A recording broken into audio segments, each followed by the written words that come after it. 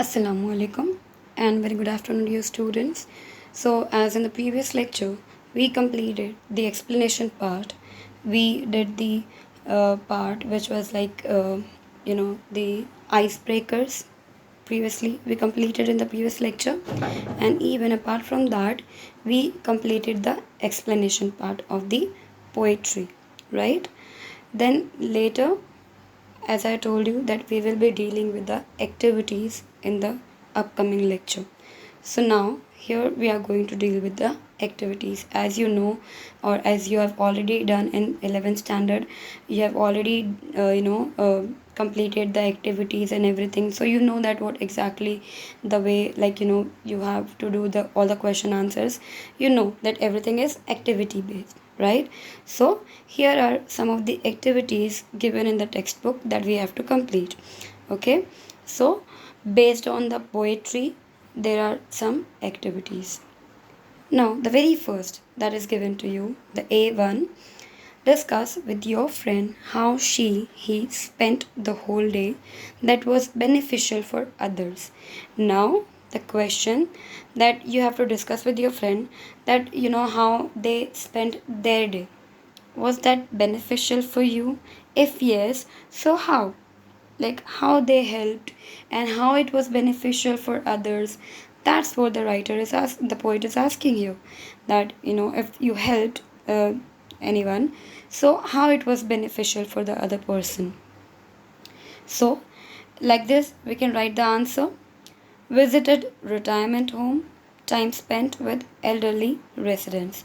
So now, what is the example? Like for example, we visited a place which is kind of a retirement home, and spent time with the old age people. Okay, and elderly residents, we spent time with them, and what we did to them, spent time conversing about their children, grandchildren, looking at photos. Now, when we talk about old people, the elder people in our house also, you can see, they like a lot when you talk about their children, their grandchildren, and show them photos and talk about it. They like it a lot, right? So that can be a very kind gesture towards the elderly people, and that's what the thing we can do. Then the third, taught some of them how to use the internet to communicate, learned some traditional recipes. So what else we can do to help them? As we all know, the world is called digital now, right? We are in the world where everything is getting digitalized, right? If it is about paying the money, or if it's about talking to someone, everything, the world of internet, you can say, right? So that's what it is all about. So if we are helping them to know that how to use internet, how to communicate by using internet to anyone, so it might be helpful for them, right? And like at the same time, you can also learn some of the traditional recipes for them. They always love to teach, about the recipes or anything they know, they would love to teach you. So you can ask for, some of the recipes which is like kind of traditional. So it will be also like a very good kind of feeling that they will have if they taught you something like this. And then last but not the least, promised to visit often regularly.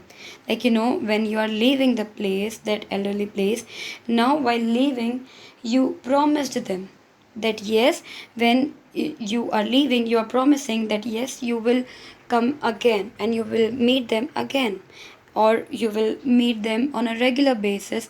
That kind of a promise you can make with them. And now moving towards another activity, the second one, A2. Was it well or sorely spent?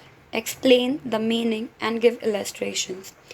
So now the phrase or the line used in the poetry, was it well or sorely spent?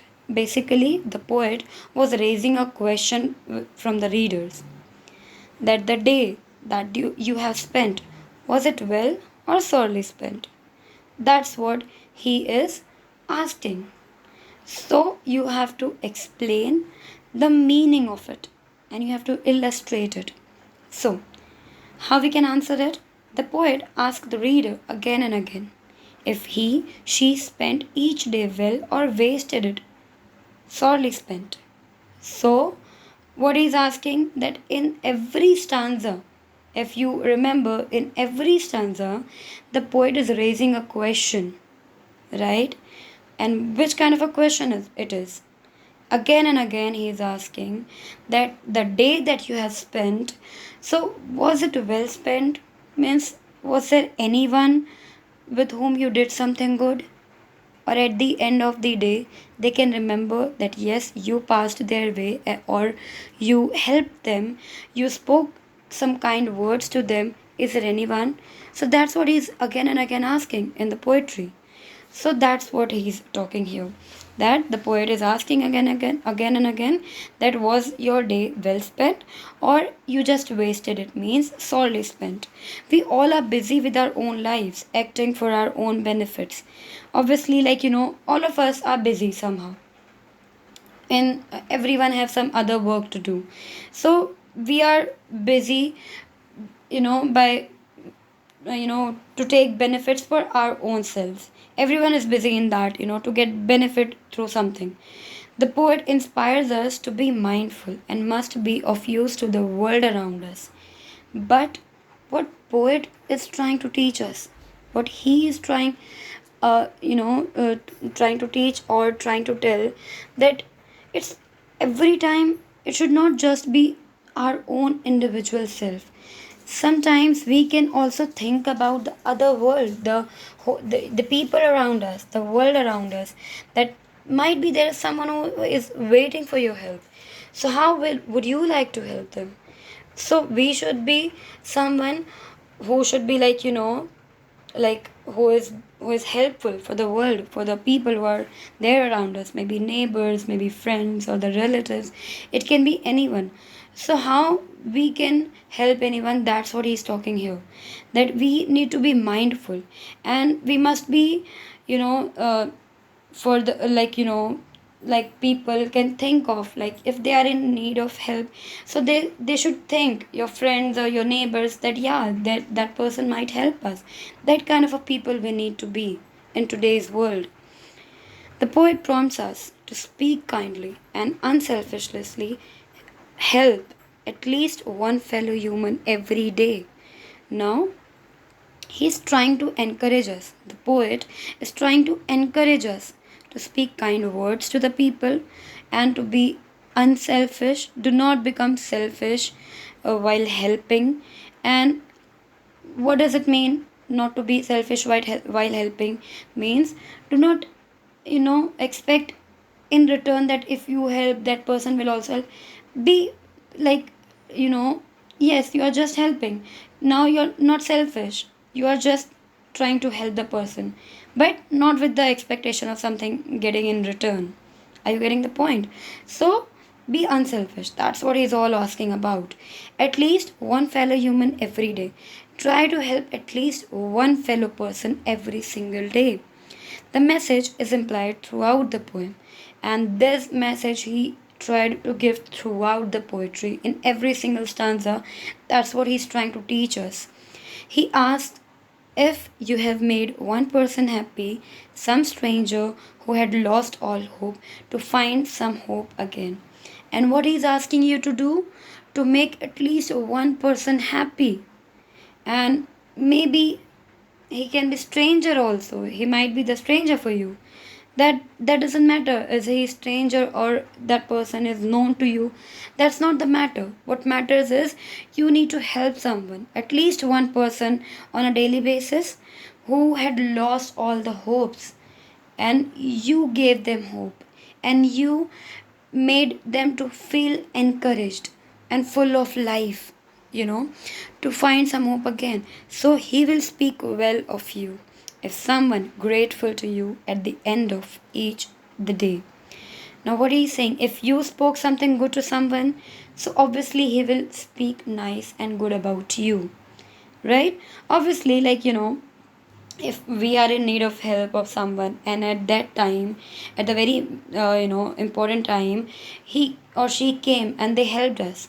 So obviously when we will be remembering that person later, or if we are talking to someone, and if the topic pops up all of a sudden about that person later, so if you have some good memory about that person, what he did to you, obviously you will speak good about that person, right? But if someone have done something wrong to you, so you might speak negative about them.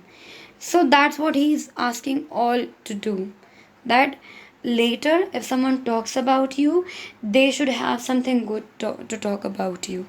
And each day we should do something through which the other person should feel grateful that yes, they met you, and then they should feel contented.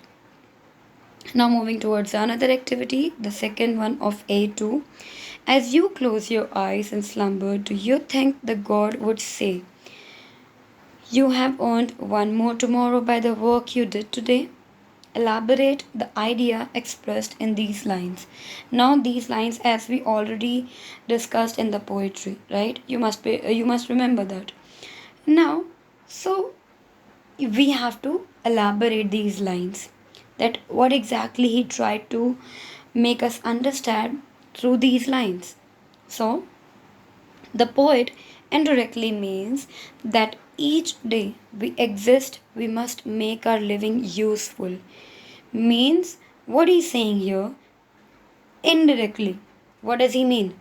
That every single day that we are living, it should be useful. Like, it should be not like we are wasting the time. At least one person, again and again, he is asking in the whole poetry that we should help someone. That's what he's all asking in the whole poetry, throughout the poetry. And that's what here also he's trying to express. We are not sure if we shall wake in the morning.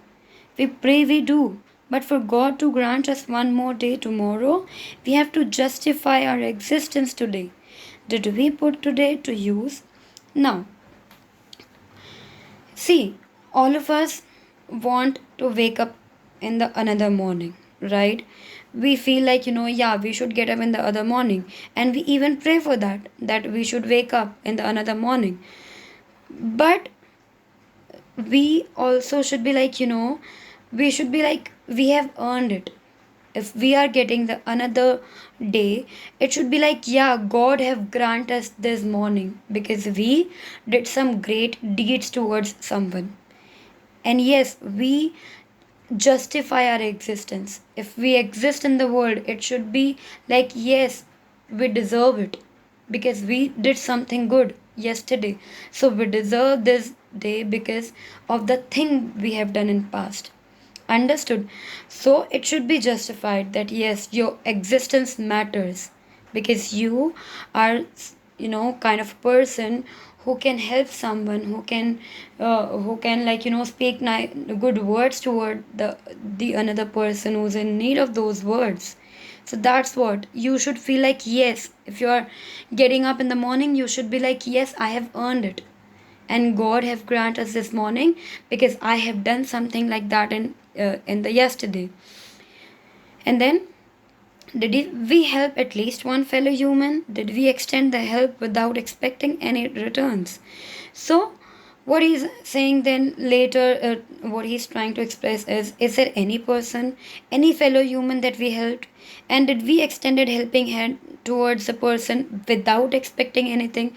Usually people help, you know, while expecting something else in return. But that should not be the intention. We should help without having any expectation in return. And in return, you will get some positive thing. But we should not expect it that yes, I helped him, and in return, we should also help we should also need, or expect the help in return from the same person. No, it's not like that. We should not help, or sorry, we should not kind of expect the help in return if we are helping right now. So that kind of a attitude we need to have that yes, it's just that they need our help and we lended the helping hand, but there should be no intention of getting the help in return. Now, We can make the effort to speak a kind word to a stranger we may pass by in our daily hurry. Like as usual, like we are spending our life in a hurry, and then we just encountered with a any stranger person. So we just put some we put some effort to speak some kind words toward the stranger. So one has lived mindfully, unselfishly, and look for ways to be of help to someone in need. That is the minimum expected by God, or to have lived as a human would be futile. Now, like if being a human, we are like not helping at least one person on a daily basis. It's like kind of a waste that we are a human. We are wasting our life being a human, and that's what he is talking here. Now, moving towards another activity, that is the now here is a table that is given family members, friends, and neighbors. So, how we can help, like if it's about family members, so how we can help them. If it is about friends, so how we can help our friends. Or if it is about neighbors, so how we can help them. So, first, we'll talk about the family members. Help with household chores, run errands, take care if someone is sick. So what we can do, we can there are lot of household work, right? So we can just lend the helping hand by asking them, or like giving them help or offering them help. And if someone is sick in the house, so we can take care of the person. Now when it comes to the friends, be ready to help in unexpected situations.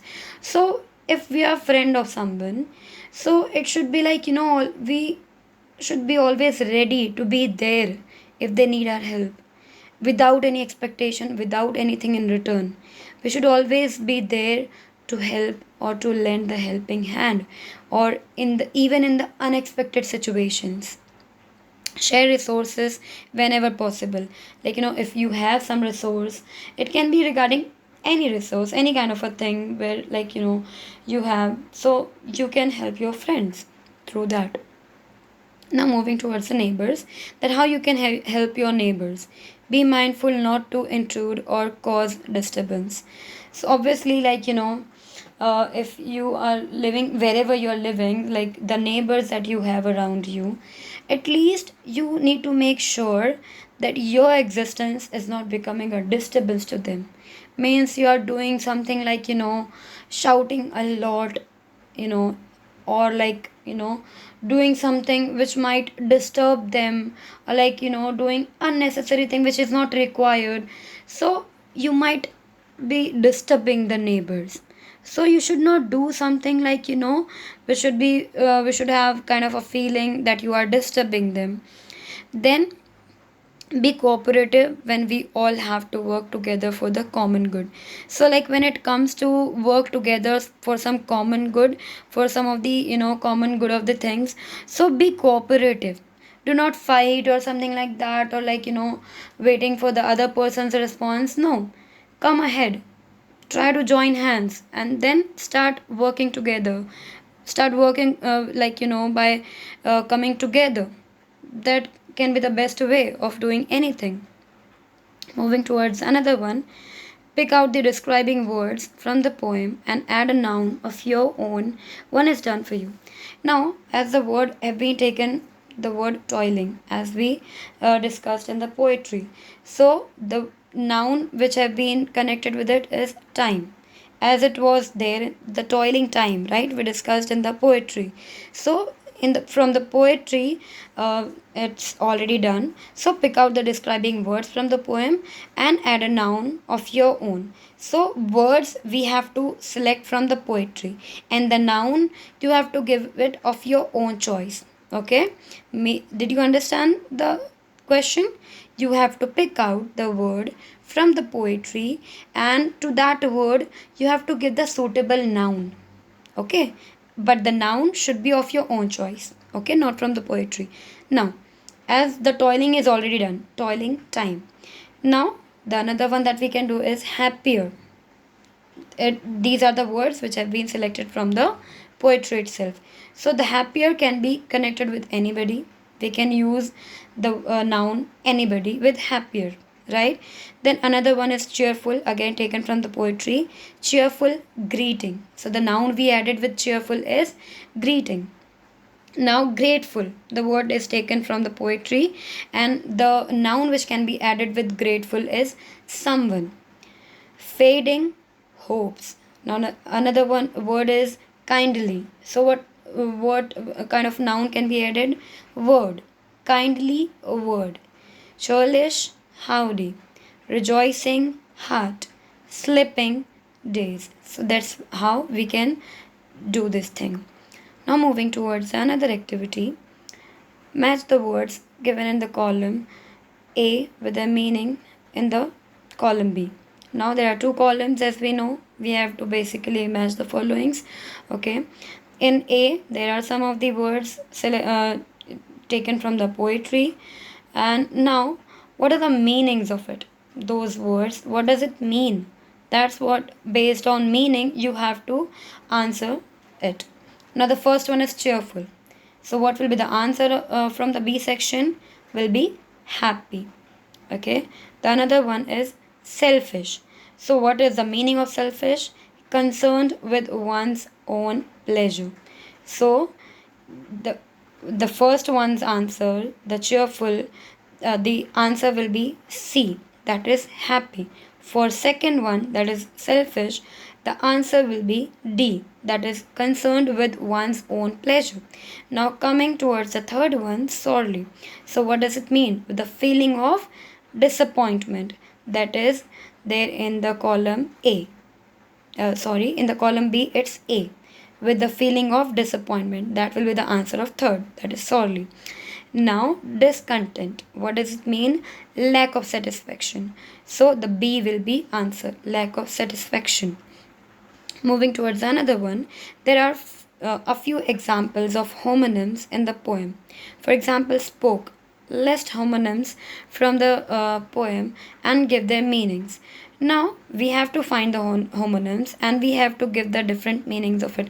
Homonyms, what does it basically means? Like, the word which can have different meanings of it, a complete different meanings of it.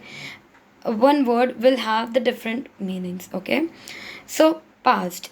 When we talk about past, there are a lot of different meanings of it, right? Of a candidate. Now, when we talk about a past, what can be the meaning? Be successful, right? In an exam, it can be in the examination, test, or a course, anything. But at the same time, when we use word past, it also means went past or left behind, right?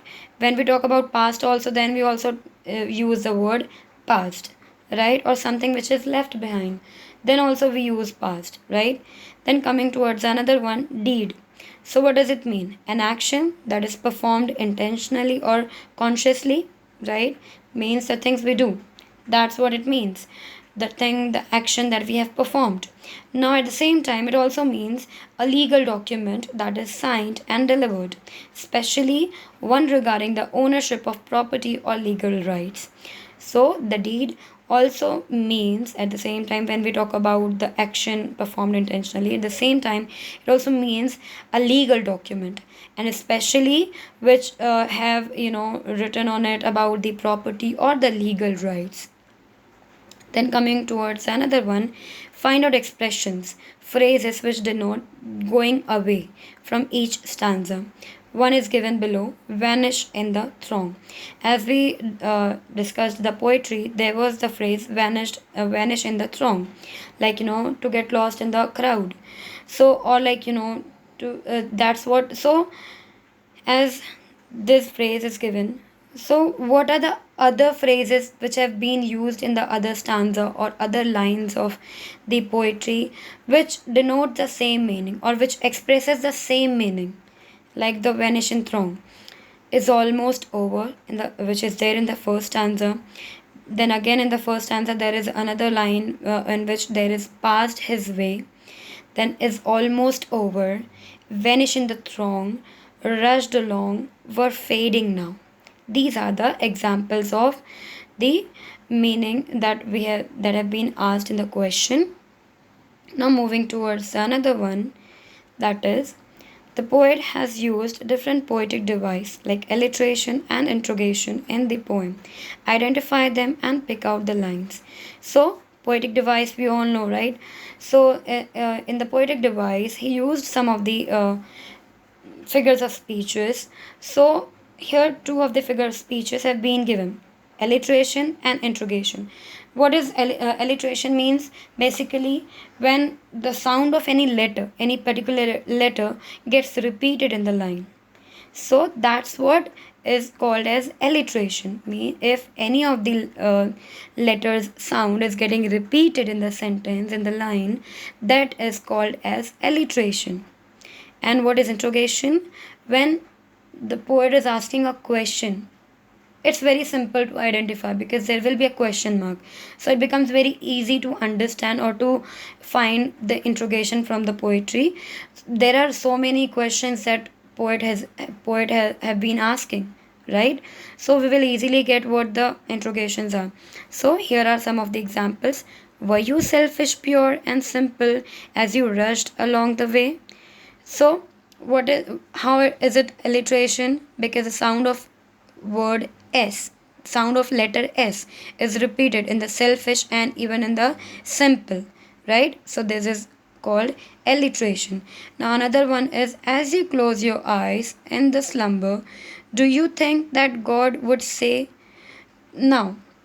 This is also alliteration. Why? Because again the sound of S is repeated here.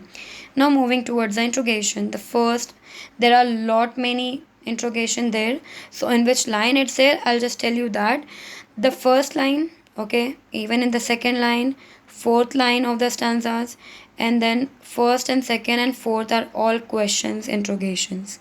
Then the second and the fourth line in the stanza 3 are questions. So these are the lines of the different stanzas which have been used as an interrogation.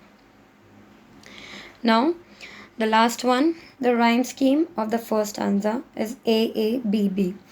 Find the rhyme scheme. Now, as we talk about the rhyme scheme, so how do we find the rhyme schemes? We know the rhyming words, right? Based on that, we find the rhyming scheme. So the rhyme scheme of the first stanza is AABB. How? Like, see, the very first line is way, right? And the last word of the another line is today. So it's rhyming, right? Way today. It's a rhyming word. So we will give A to the first one, that is way. Okay, and now as it is rhyming with the first one, so we will give A again to the second line. So it became A. Now the another one is true. So after A, what we will be using? B, right? So we will write B here after the third one, okay, in the third line. Now as we come to the fourth line, U. Obviously it's rhyming, right? Through you. So we gave B to through. So we will be giving B to you also. Means that is fourth line. So what it became? AABB, because it was rhyming. Way was rhyming with today. Through was rhyming with you. So AABB. Then in the same way, the very first line of the second stanza is along and the second one is strong, means it's rhyming. So we will give AA, right? Then the third line is way and the fourth line is today. So how it will be? Again BB, means all the stanzas are AABB in the whole poetry. So I hope you must have understood. So thank you.